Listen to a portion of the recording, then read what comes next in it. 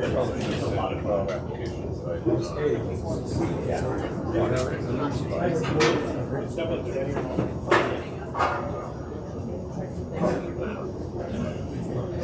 we good? Okay, good evening, everybody. It's our last Lenten lecture, and I'm not going to waste any time. You know who the speaker is, Andrew Boyd. Thank you, Andrew, for agreeing to take up the anchor leg in our journey. All right.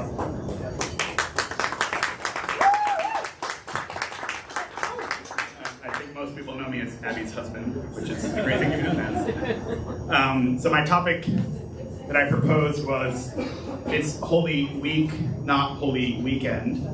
And I think Father didn't like that. It was a little too spicy. So we renamed it the first 3 days of Holy Week. What is it and what are we doing? When I was in seminary, I spent kind of all of my extra time that I had on electives studying the liturgy, studying the rituals that we do in church. So I hope to use that lens to kind of explain a little bit about what are we doing on Holy Monday and Tuesday and Wednesday. I will forewarn you that this is a participatory exercise and will require you to participate at some points. If you do not want to participate and I call on you, just shake your head. No, it's okay.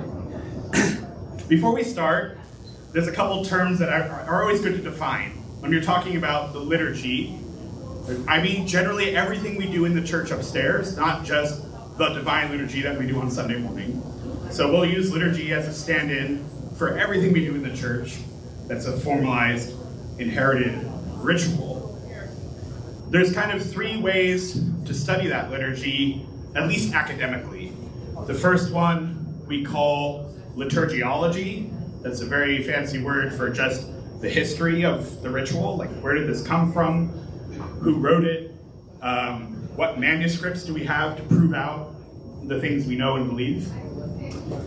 The second one is liturgics, and that's the study of how do we serve the services right now, where we are, in our place and time in Bethesda, Maryland, as received in our tradition, which for us in the OCA mainly is the tradition inherited through the Russian Orthodox Church. And the kind of final way is what we call liturgical theology.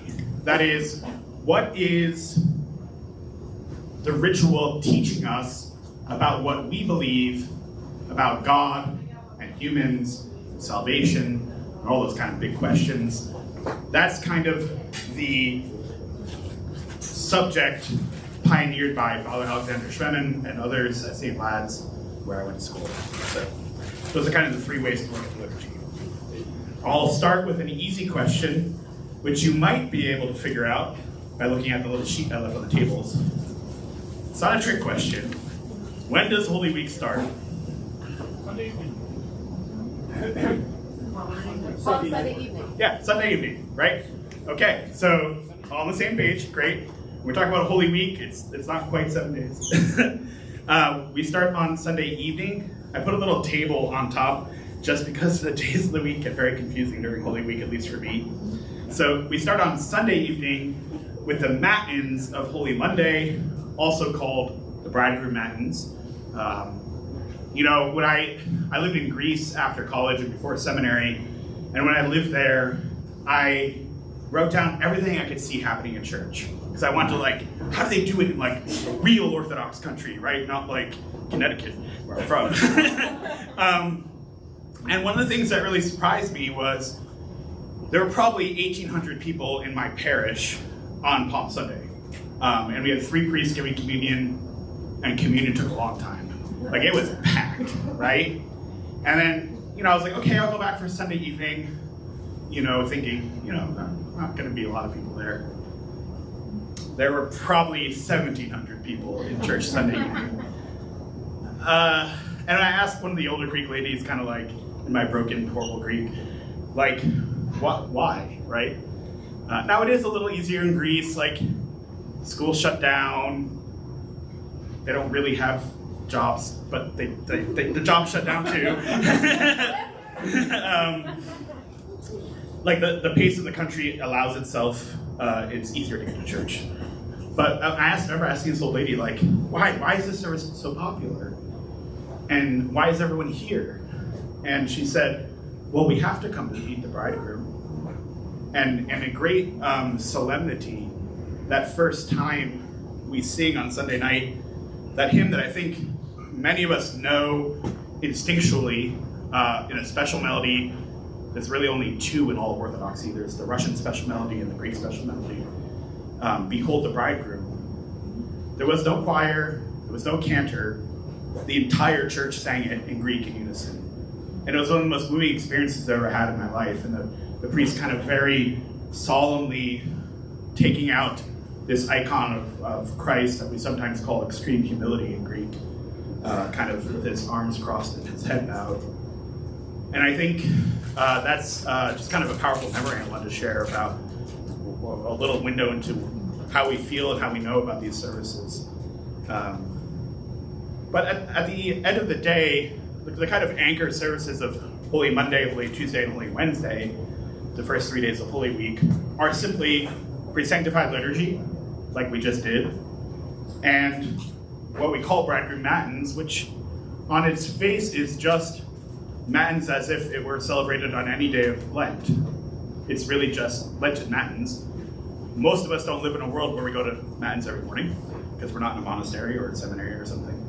But if we did, we would kind of notice that, oh, hey, this was like matins on Friday, the week before, or today, or whatever. There's kind of one defining characteristic that makes these services different than any other daily matins in Lent, or any other pre-sanctified liturgy during Lent. Can anyone harbor a guess what that might be? The gospel reading. There is a gospel reading. Yeah, other way around. So typically at pre-sanctified, like tonight there was no gospel reading. Pre-sanctified during the first 3 days of Holy Week, there is always an assigned gospel reading. Typically at Lenten matins there is no gospel reading, except at St. Vlad's because they do weird things. But these first 3 days of Holy Week, there is a gospel reading at bridegroom matins. And I've kind of, on your sheet there, tried very quickly to summarize. They're very long readings. That's a trend you might notice during Holy Week. It's actually one of the ways we signify that something solemn is happening in the church.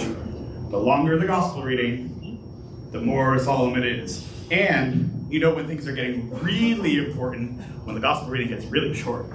So Holy Saturday, at the really long Vesperal liturgy with 15 readings in the morning, that gospel reading, very short. Gospel reading on Pascha night, John 1, very short. Gospel reading, Paschal Vespers, Thomas, very short.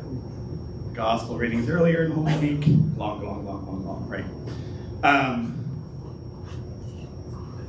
And if we were in a monastery, in fact, there are other services that get celebrated during the day. They're called the first, third, sixth, and ninth hour, roughly at 6 a.m., 9 a.m., noon, and 3 p.m., or they just kind of shove them all together and do them at once. If we were in a monastery, we would read the entirety of Matthew, Mark, and Luke in those 3 days at those hour services, and we would read John up to chapter 12. Why chapter 12? How do we start that 12 gospel readings on Thursday night? John 13, 14, 15, 16, 17, and 18, I think. So we pick up basically where we would have left off at the 9th hour on Wednesday. So within the context of Holy Week in a monastery, you hear all 4 gospels in their entirety. At seminary, we would read one gospel in its entirety, and I was really happy that my last year was the Mark year. It's the shortest by far. So that's just kind of giving you a quick orientation. I think I called out the gospel readings, one, because they're notable. Again, they're additions that we don't normally do in matins during Lent or at pre-sanctified liturgy. And 2, all of the hymnography is attached to these gospel readings, either preparing us the night before for what we'll hear in the morning, or reflecting on what we just heard. And this is generally true for the rest of Holy Week.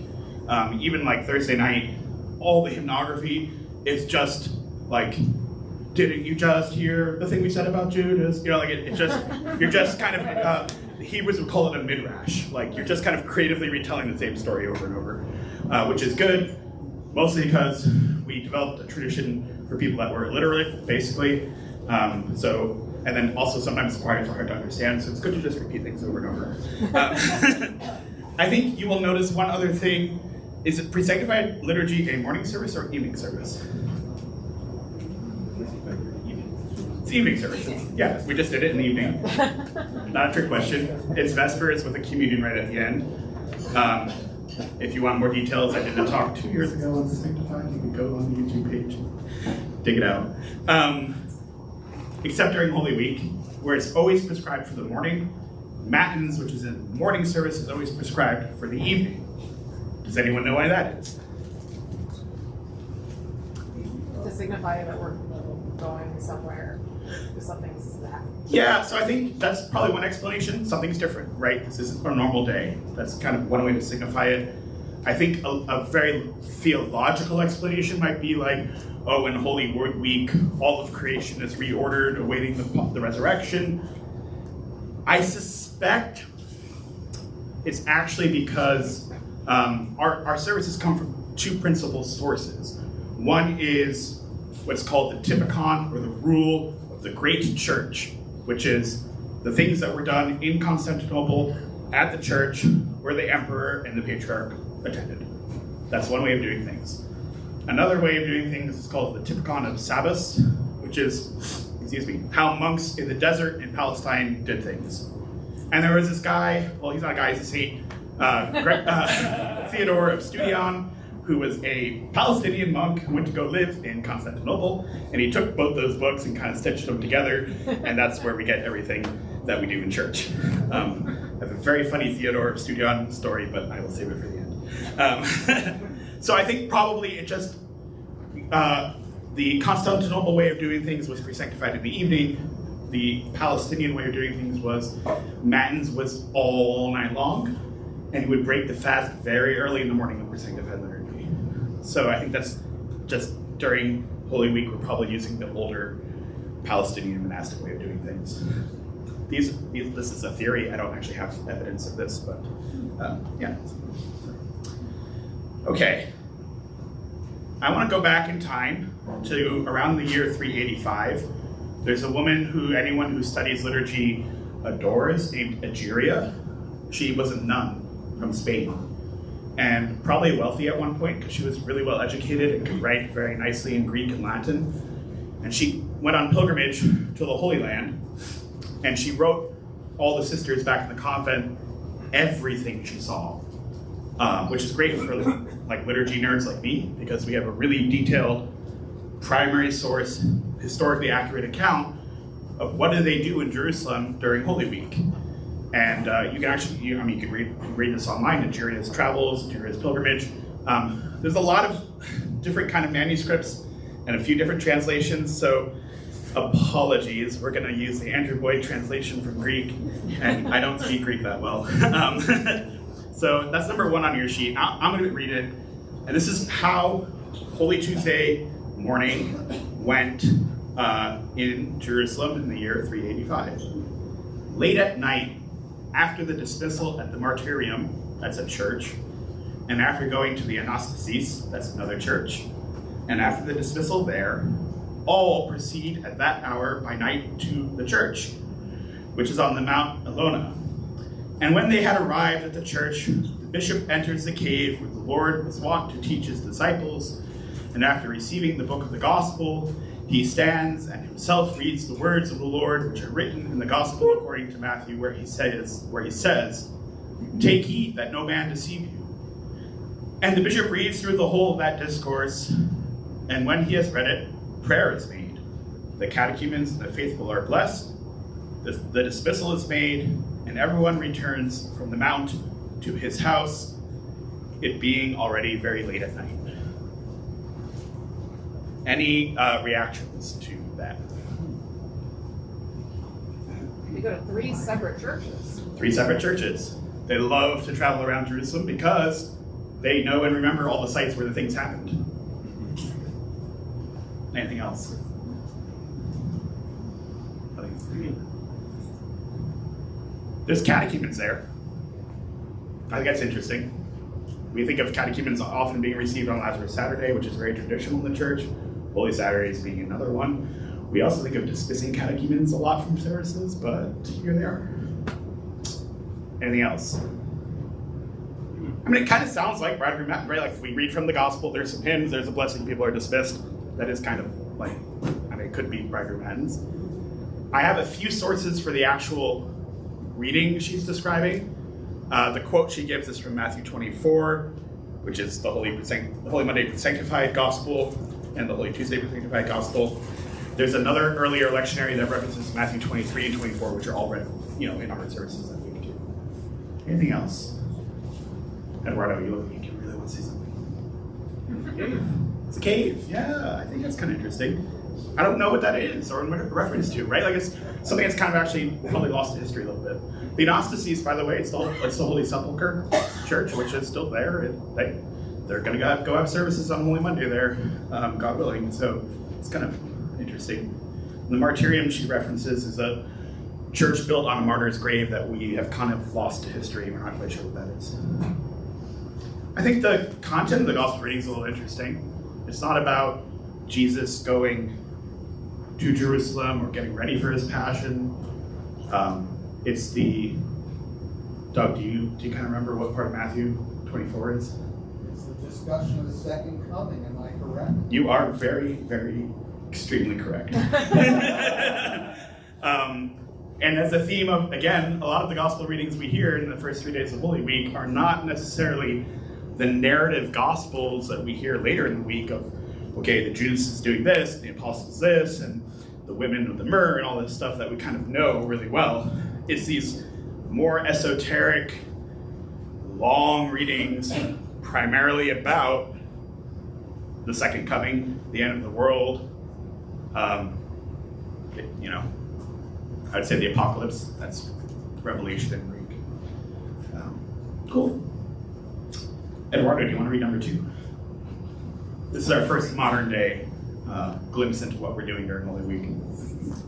Come then, and let us also journey with Christ, purified in mind. Let us be crucified with him, and die for his sake to the pleasures of this life, that we may also live with him and hear him say, no longer do I ascend to the earthly Jerusalem to suffer, but I ascend to my Father and your Father, and to my God and your God. And I shall raise you up to Jerusalem on high in the kingdom of heaven. Great. So that's a stikira. Stikira is just a Greek word that means hymn that we sing for Holy Monday. So we sing it both at Bridegroom Matins Sunday evening and Pre-Sanctified again on Monday morning. Anything stand out there for you in that passage?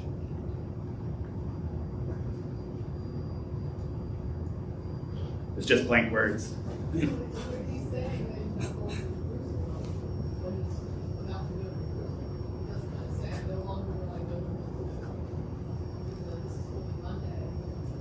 No longer do I ascend to the earthly Jerusalem. Right. So again, there's this kind of point of like the hymnography almost knows that we know the narrative of what's happening, and they're a little bit like, but not that Jerusalem, dummy. They're trying to make a broader theological point here about, I think, Holy Week is something we enter into every year and enter into this really lively narrative that we all know, again, really well, and then sometimes it's brought to life, with a lot of drama and emotion. Think of the noble Joseph in that movement during Holy Friday, right? But here we kind of get a little bit of knock on the head, like, you're not going to earthly Jerusalem, we're going to heavenly Jerusalem. Again, this is, I think, pointing towards the Last Judgment and the kind of second coming. Yes, Abby? I think something that really struck me was in the first line, let us be crucified with him and die for his sake to the pleasures of this life, that we may also live with him and hear him say, which it demonstrates that our church's understanding of the crucifixion and the resurrection and how they're very wrapped up in each other, but it's distinctly different, I think, from what you hear a lot in the West, which is Christ died for me. Like there's this separation of his crucifixion was for my sake, and I'm not participating in it. This seems to say very much the opposite. Like our church's understanding is we are doing this together with him. Hold that thought until we get to number 9. Okay. But yes, basically there's an invitation to participate in what's going to happen this week, both in the sense of again, we don't believe we're doing like historical recreation. This isn't like dressing up in Civil War attire or going to the battlefield or something, right? We believe that we're stepping into the reality of these things that happened historically, but have a profound and meaningful impact on everything that lives. And it's, again, I think in this hymn at the beginning of Holy Week, we hear this invitation cry in several different ways if you look at Holy Monday, of inviting us in to do the thing all together. This also has a kind of a historical thing going on too, where in Palestine, a lot of the monks lived by themselves in these little caves, and they would come back to the monastery for the end of Lent and Holy Week. So you have a lot of hymns that are like, "Come, O brothers, together, let us do this thing," because people were literally coming back to the monastery to be together, to take communion and receive confession. Okay, so we start the week with an invitation. Let's go on to number 3. I think most people would know this hymn. Certainly in the Russian tradition, it's a very well-known melody.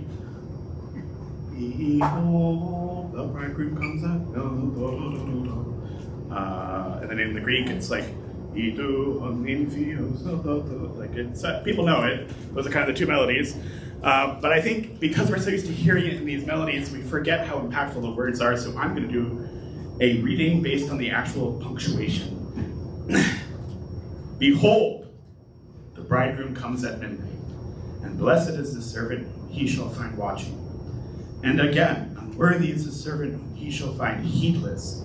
Beware therefore, O my soul, do not be weighed down with sleep, lest you be given up to death, and lest you be shut out of the kingdom. But rouse yourself, crying, Holy, holy, holy art thou, O God, through the Theotokos. Have mercy on us. I think that's an iconic hymn in our tradition for a reason.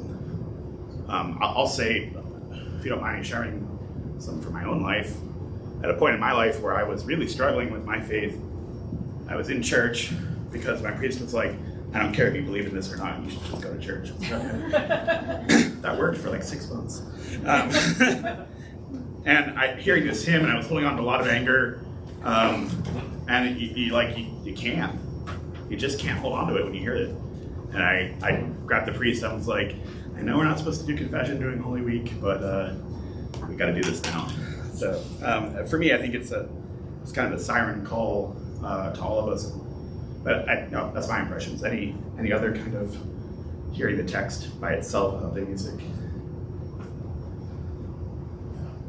It's a wake-up call. Wake-up call. Yeah. Yeah, I think that's really important at vigil. Again, remember, Egeria is describing a really long service after having done 2 other services, right? A part I left out of Egeria was really funny. She's talking about the earlier services on Holy Tuesday, and they're, "Oh, we read this hymn and this, and sang this, and did this," and then the bishop showed up. But I won't leave that commentary outside. Again, so these are why this hymn and another one, the one after number 4, are why we call these things the bridegroom matins colloquially. This theme of the bridegroom is so pervasive, although I always forget the Matthew Gospel for the wise and foolish virgins is actually ever sanctified on Holy Tuesday, and every year I'm like going to bridegroom matins. I'm like, "Oh yes, we'll hear about the wise and foolish virgins," and it's like, "Oh no, that's ever sanctified." What about bridegroom? Like that's an odd image, right? If we're not like divorcing it from Scripture. Maybe we'll just read number 4. Does someone want to read number 4 real quick? Kind of put a cap on this. Yes. Thy bridal chamber I see adorned with thou my Savior, and I have no wedding garment that I may enter. O giver of light, enlighten the vesture of my soul, and save me. Thy bridal chamber I see adorned. I was giving a similar talk at a Catholic church, and I got in a lot of trouble with the Catholic priest because I said this. I think it's impossible to avoid a conjugal imagery here. Like, obviously, a reference to the Ephesians reading that we all love from our wedding service. We are Christ's bride, and everything we know about human sexuality is fulfilled in our relationship with Him through communion, right? And that's a very powerful, bold, almost universally human image. And I said that at a Catholic parish, the Catholic priest got a little uncomfortable and mad at me, but I mean, how else do you interpret thy bridal chamber I see adorned and I can't enter? It's pretty stark to me. Maybe Father would disagree. There's there's also the parable of the people not being able to go into the bridal feast, right? And they go out to the highways and the byways, get the other people. I would remind people that our interpretation of that is based on the fact that in the time and place that parable was being told, the person hosting the feast provided the garment. So it's not up to us to make sure our garment is the right one or is clean, although it should be.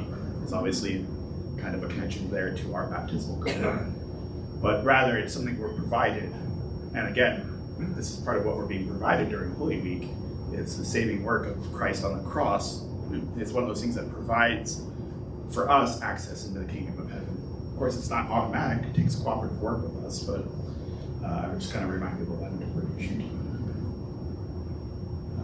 Number 4 is what we call a photogogikos in Greek, or a svetlin in Russian. It's a hymn of light, sung at the end of Matins, towards the end, often with great solemnity, and the same kind of beautiful melody.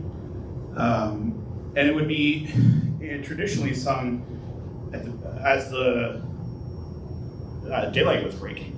And in fact, if they got to that point in Matins and daylight hadn't broken, guess what? You don't start over, but you go back a bit and do it again. and there's this really weird kind of thing where there's a certain long hymn at Matins that's prescribed to be sung from roughly middle of September to roughly the middle of March, and then it just drops out of the rubric, so it just disappears for this whole kind of period in the Northern Hemisphere. And for a long time, like, liturgical scholars didn't know why, but they'd come to believe that literally they were just, let's just sing one more hymn because the night's longer, and it's taking longer to get to the top. So I think, so that's why you have the phrase of giver of light in there, because it's anticipating the breaking dawn. And also I just think too, like, it's so funny sometimes, Orthodoxy can have such heavy, kind of difficult language to get through, to understand, and digest. So much content is being thrown at us by the church during these days. And here you just have this simple prayer. I see the bridal chamber adorned. I don't have the wedding garment. Enlighten my soul and save me. What a beautiful kind of way to just pray at the beginning of Holy Week. And this is so beloved, we actually keep it an additional day and sing it again on Holy Thursday as well.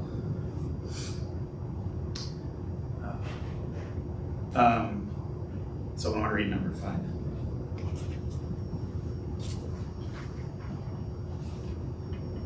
Nathan.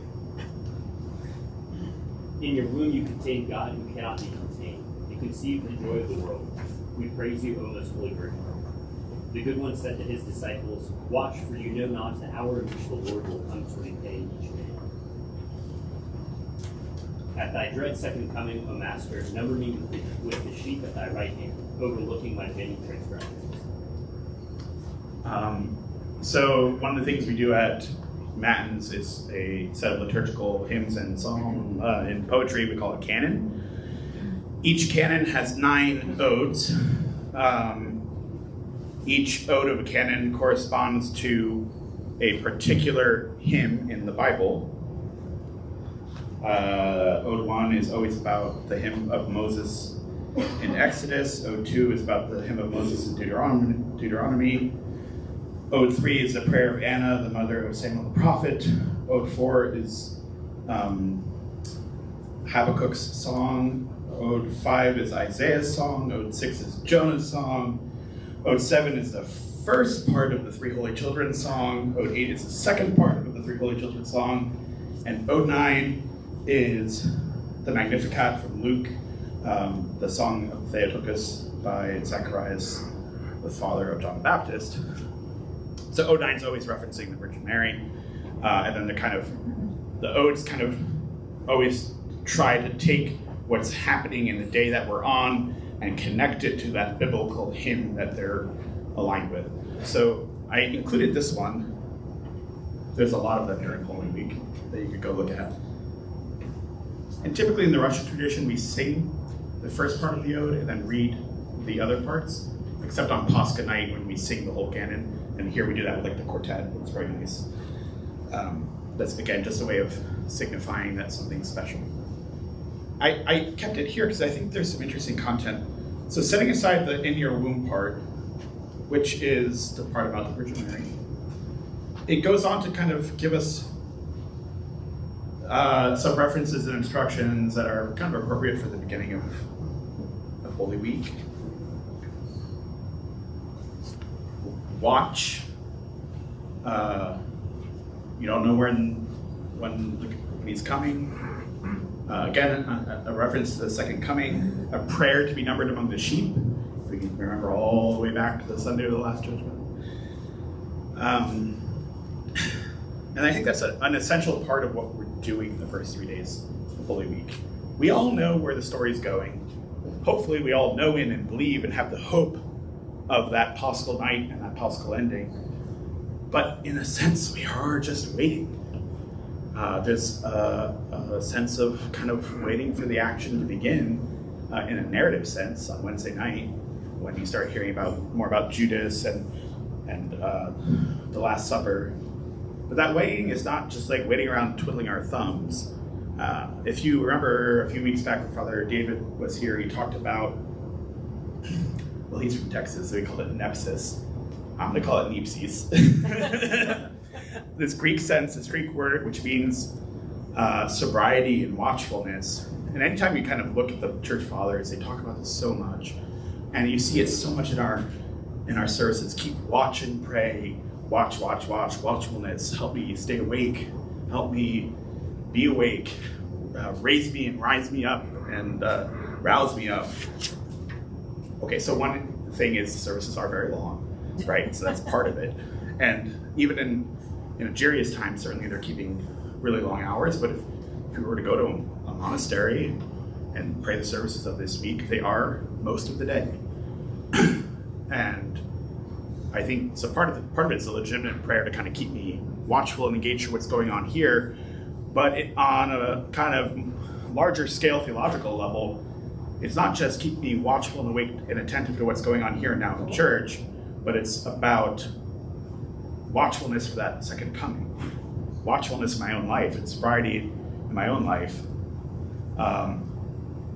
as we await the second coming. In that way, the first 3 days of Holy Week are kind of a microcosm for our whole life because we know the end of the story. We all do, and I hope you all believe in it. But for now, we're just waiting, right? And we don't wait and twiddle our thumbs. We hope and pray that the waiting period is productive for our salvation, for our neighbor, that we're not counted with the sheep. So I thought that was an important one to include. Okay, moving off Holy Monday. Anyone know what a Kentuckian really, like the word Kentuckian means? A long poem. A Kentuckian is a long poem that we read and sing in church. The word means scroll. There were these really long scrolls before there were books. So number 6 is the Kentuckian. Again, it's a hymn, like an anthem. Think about it. It's a hymn of a specific day. And often these are sung again with great solemnity.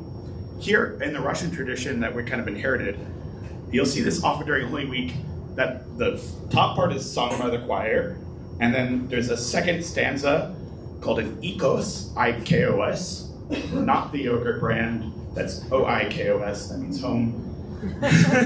Ikos without the omega is again just means stanza. So usually that's just read. In fact, we always do disservices to Kentuckia because there's probably a dozen more stanzas that we just kind of, nobody does them, not even in a monastery. And they're on a shelf somewhere in Greece, and that's great, God bless. But so here's the one for Holy Tuesday. Father, do you want to read this one? Number 6. Yep. The whole thing. Okay. Thank you. You know that this is the last hour, O wretched soul, and fear the cutting of the fig tree. Work diligently, therefore, at the talent given to you. Keep watch and cry. Let us not remain outside the bridal chamber of Christ. Why are you idle, my wretched soul? What useless cares cause you to be lost in dreams? Why busy yourself with things that pass away? The last hour is at hand, and we shall be parted from all earthly things.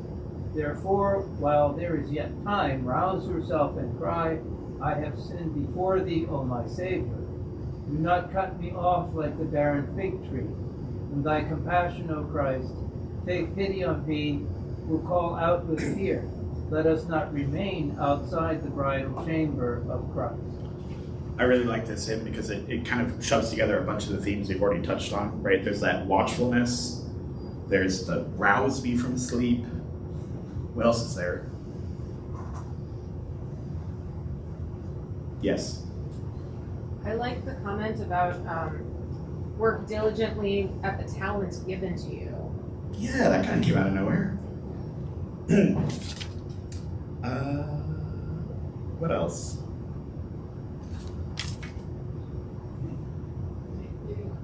Take pity, yeah. A lot of kind of supplicatory language, which is very par for the course in our hymns during Lent and Holy Week. Fig tree came out of nowhere, maybe. So references to the fig tree, which is the gospel reading that we would have heard the day before. Who remembers that story? Doug, maybe can you give a quick, what happened with Christ? You don't want to talk. Wayne? Yeah. Well, Christ and the disciples are going past a fig tree, and Christ wanted to have some fruit, but there was no fruit on the tree. And then when they come back in the same way past the fig tree later, it's all withered up. Right, so there's a couple standard interpretations of that within our tradition. One being that's a sign of Israel, right? That it did not bear fruit in the way it was supposed to. I think a more personal interpretation is perhaps a little bit more fitting. It's a cautionary tale for all of us that, again, in that watchful period, in that waiting time, we better be doing something to bear fruit, or you're going to come get withered. The story Mark says that it was not time for fruit to be, it was not in season. It was not in season, you're right. Although we read the, I don't know, on the top of my head, because we read the Matthew reading on Holy Monday in the back. I just think it's cool how they talk about the talents, where you're supposed to double it. Yeah. And work to get more. Same thing with bearing fruit and stuff. Also, do the most of what you have and grow it instead of just letting it be stagnant. Yeah, so we always think of talents as like, oh, my talent, I'm so good at playing the accordion. But talent was a unit of currency, right? So it's it's a very literal, did you grow the investment? I always worry sometimes when, when various church boards, they're like, oh, we have this much money in the savings. It's like, should we have any?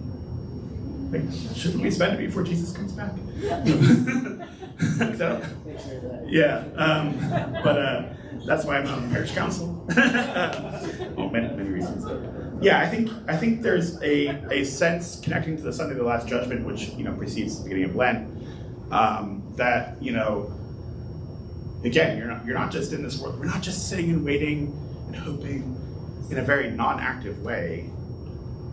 There is some kind of activity that's being called upon from you, and it's not going to be the same for everybody. I just remember in Greece, I was actually on Mount Athos during Holy Week, and like the monastery still needs to operate. So yeah, like all of us pilgrims are in church praying all day and it's wonderful, but the monks are all over the place doing stuff. And some are in church praying all day because that's their job. Others are like, the farm that they depend on for food needs to be tended to, and they need to feed people, and they need to go fishing, and man, there's a lot of laundry that needs to get done. And there's all these things that so you would see kind of monks coming in and out a lot of church, which in some ways was kind of like jarring at first, like, oh, where are they going? But then you realize the community still needs to be doing things. We still have our assigned roles. And even tonight at Vespers, I couldn't help myself because of course the narrative Holy Week has already started, and there was one of the hymns starts, "Let us imitate Mary and Martha, O faithful." We kind of always have that debate in church of who's a Mary and who's a Martha, and Christ clearly says hey, they're both good, relax. But it turns right into number 7, which kind of continues this theme. Margaret, do you want to read number 7? Come, O faithful, let us work zealously for the Master, for he distributes wealth to his servants. Let each of us, according to his ability, increase his talent of grace. Let one be born in wisdom through good works. Let another celebrate the service and splendor. The one distributes his wealth to the poor, the other communicates the word to those untaught. Thus we shall increase what has been entrusted to us, and as faithful stewards of grace, we shall be accounted worthy of the Master's joy. Make us worthy of this, O Christ our God, and thy love for mankind. This is one of my favorite hymns of Holy Week, and it's a Stikira, so it's just a generic kind of hymn we sing for Holy Tuesday, twice, once at the Matins and once at Sanctified. But I think it's just a great reminder of one that kind of we all have different roles in the community life. We all have different expectations. We can all bring different things to the community, but we all better bring something. We can't just be innocent bystanders in this period of waiting. There's a sense too of praying to be accounted worthy of the joy that we kind of know is coming right with Pascha, that I find really appealing too. That I would be worthy of this is a very humbling kind of prayer that I think helps keep us in a good mindset. And Holy Week's always that, even in Greece where the secular world, quote unquote, is shut down. Like, people are still busy. It's really busy. You have all these preparations and things to do, and the chanters are getting ready, and people are cleaning vestments and cleaning candles. And I remember going to the bakery, like the bakery by the church. They were slammed during Holy Week because everyone had all their Pascha orders. But then who's baking all the bread for the church? It's the bakery next door. Like all the prosper and everything. I think about 3 Pre-Sanctifieds, 2 Vesperal liturgies, Pascha liturgy, Bright Monday, 1,800 person parish. It's a lot of bread. So I think it's a good reminder too, like in the midst of the busyness, making sure that the busyness is in service of the community and other people, and because there's certainly, as I'm sure we all know, ways to be busy that aren't helpful. But then also to be grateful and show gratitude to so many people that are doing so much around the community. Sometimes we take for granted, we come downstairs and there's just coffee and food is done, and or we go to church and the choir is nice and everything's run well in the altar. It's not magic. It's people's effort. And the word liturgy, the original Greek word is kind of defined as a public service. Building a hospital is a liturgy. So, all these things that we're doing together are for the greater good of all of us. And that's a great reminder this time of the year where we can just get, somehow during Holy Week, school gets busier, work gets busier, priests get busier, people are calling and bothering me about stuff. I really like that hymn. Any other reactions to number 7? Not so much this, but just generally, I don't think it's just the second coming that we don't know when that's going to happen. Obviously, we don't know when it's going to happen as our death. You only have so much time on this earth to prepare, to use your talents, to do all these things, and the hour's at hand. You may die tomorrow. Yeah. And you can't put it off. You're always like, well, I'll get to that later. I'll get to that. And you may You may not. You may not, tomorrow's no promise. Yeah. Andrew, can you restate that, because they can't hear. Oh yeah, sorry. So Shirley was just saying, like, it's not just the waiting for second coming, but also the knowledge of our own death, and making sure we're not putting off the needful things, putting them off, and I'll get to it next year. I'll go to that service next year. I'll do that thing next year. I'll help with the flowers next year. Whatever it is, because there might not be one.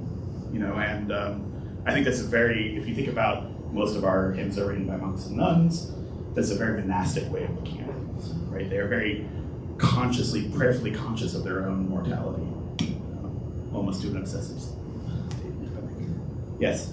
I really liked towards the end where it says, shall we increase what has been entrusted to us as faithful stewards? Like this idea that what we have is not a burden but a gift, and it's our opportunity to sort of take care of it and love it and then pass it on to the next generation. I think that's really beautiful. The Catholic Church has this thing, which I think is the worst thing I've ever heard invented in a religion, called, and I hope I don't fit anybody, but called Holy Days of Obligation.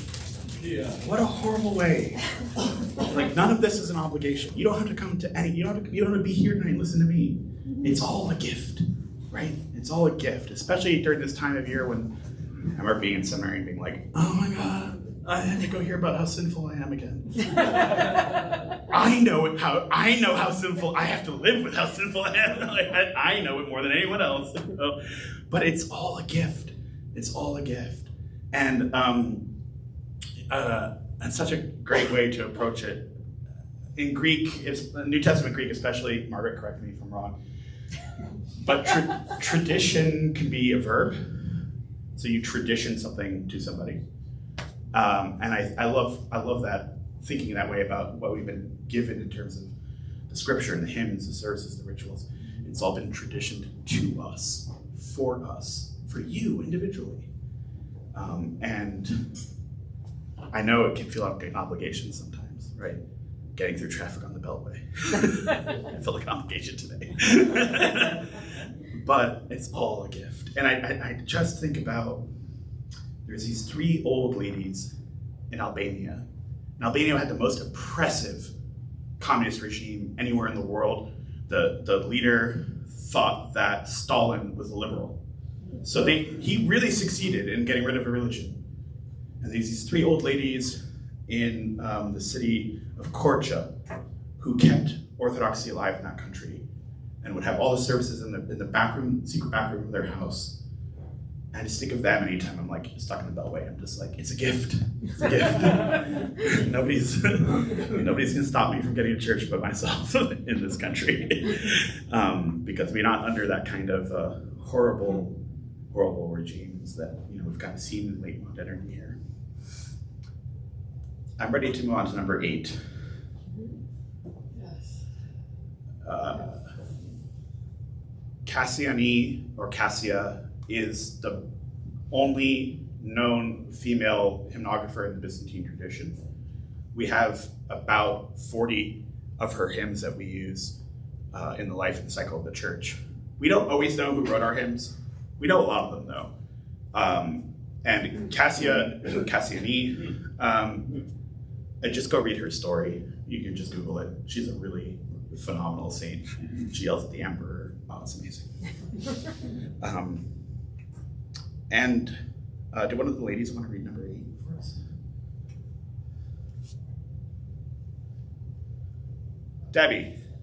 The woman called into many sins, O Lord, yet when she perceived thy divinity, she joined the ranks of the myrrh-bearing women. In tears she brought thee myrrh for thy bearing. She cried, woe is me, for I live in the night of licentiousness, shrouded in the dark and ruleless love of sin. But accept the fountain of my tears, O thou who didst gather the waters of the sea in the clouds. Bow down thine ear to the sighing of my heart, O thou who didst bow the heavens in thine ineffable condescension. Once Eve heard thy footsteps in paradise in the cool of the day, and in fear she ran and hid herself. But now I will tenderly embrace those pure feet and wipe them with the hair of my head.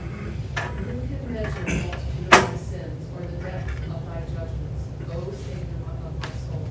Do not despise thy servant in thine immeasurable mercy.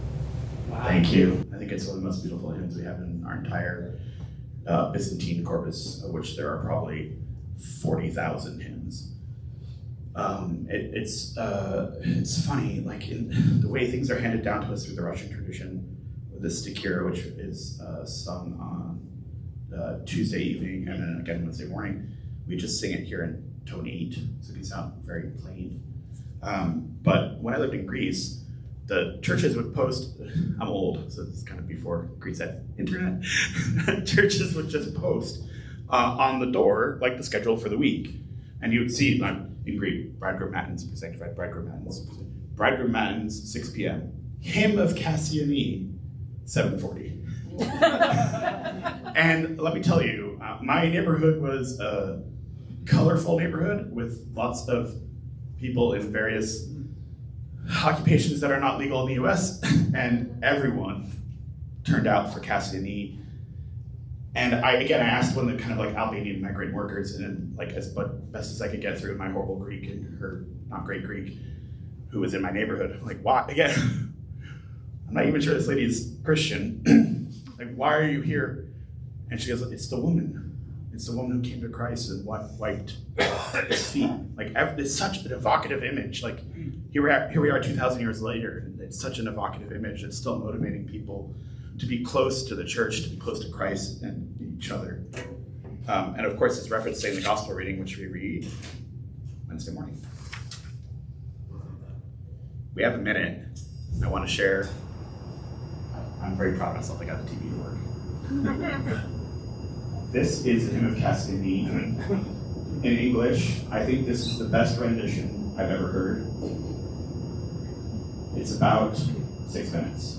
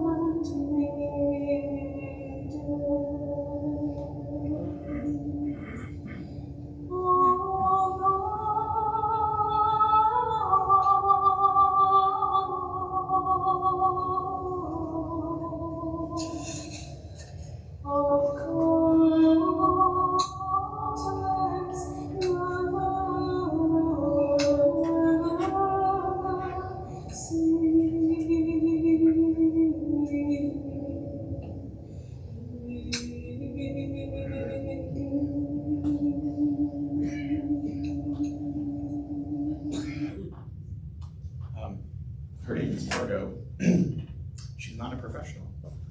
I think she's an incredible musician. That's really, really difficult to do and to do in tune. I also love, because our church, she is singing a Neo-Byzantine melody, meaning late Byzantine Empire, in English. And forgive me, the translation that's on your sheet is the one we use here. It's a little different than yours. Anyone who's not Eduardo know what city this is?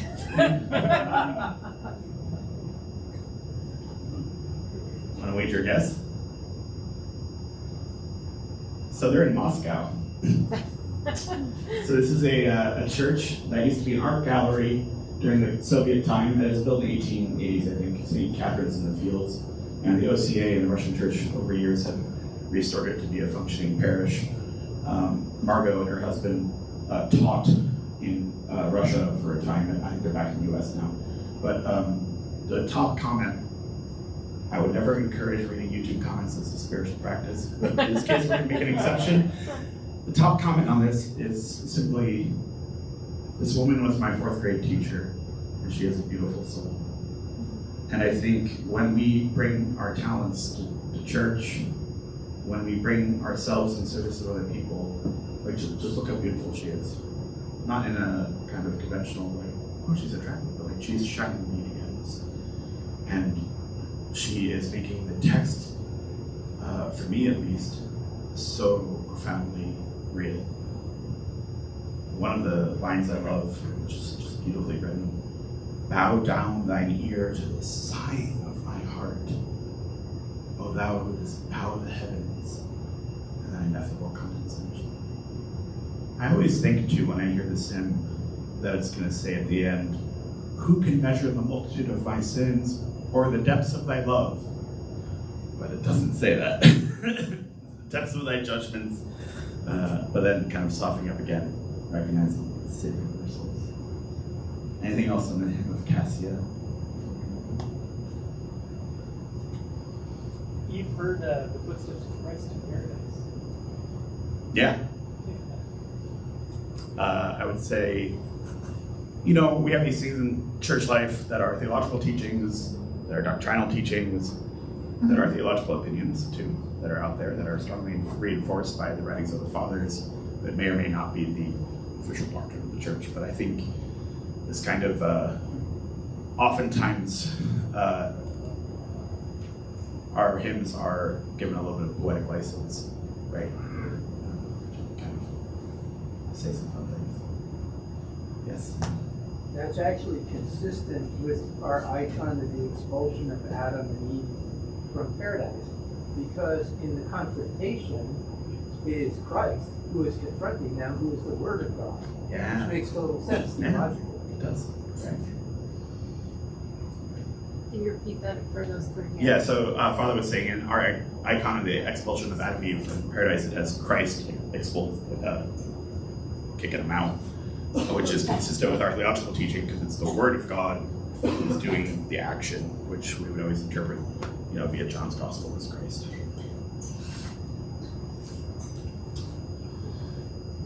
Okay, moving on. Abby, number 9 is yours. Now I rejoice in my sufferings for your sake, and in my flesh I complete what is lacking in Christ's afflictions for the sake of his body, that is the church. Father Hopko used to always say about this line in Colossians, what could be lacking? What is lacking in Christ's suffering for us? Anyone venture a guess? Our participation. Yeah, there we go. We are. So again, kind of bringing it back to the theme we started with of an invitation to co-journey with Christ, and co-suffer, be co-crucified, be co-risen. This is very deep set in our theology and in Scripture in a way that I think is a little bit different than how some Western Christians approach like atonement and other kinds of. Yes, Father. Just so everybody heard it in the back, what's missing? Our participation. Our participation in it. Right. Yes. Yeah. Yeah, so that's kind of, I think, a nice place to end. If you think about preparing yourself for Holy Week again, what is it? What are we doing for the first 3 days? Anyways, the focus is really on keeping vigil, on keeping watchfulness and waiting. And I'm going to end with number 10. It's a quote from Father Alexander Schremen's very nice liturgical explanation of Holy Week pamphlet. Midnight is the moment when the old day comes to an end and a new day begins. It is thus the symbol of the time in which we live as Christians. For on the one hand, the Church is still in his world, sharing in its weakness and tragedies. Yet on the other hand, her true being is not of this world, for she is the bride of Christ, and her mission is to announce and to reveal the coming of the kingdom and of the new day. Her life is a perpetual watching and expectation, a vigil pointed at the dawn of the new day. And while we're keeping vigil, the Church gives us these really vibrant images, which to me is always amazing, like these things written 2,000 years ago or almost. And they're still relevant to us, and they're still kind of evocative to us. The images of the wise and foolish virgins, of the bridegroom coming, of our invitation to journey with him, of the coming kingdom and the end of the world as we know it, the barren fig tree, the woman who comes to clean Christ's feet. These are all really evocative images that the Church gifts us for these 3 days, for us to kind of carry and consider, dwell on, while we wait for that expected day, Pascha. That's all I got.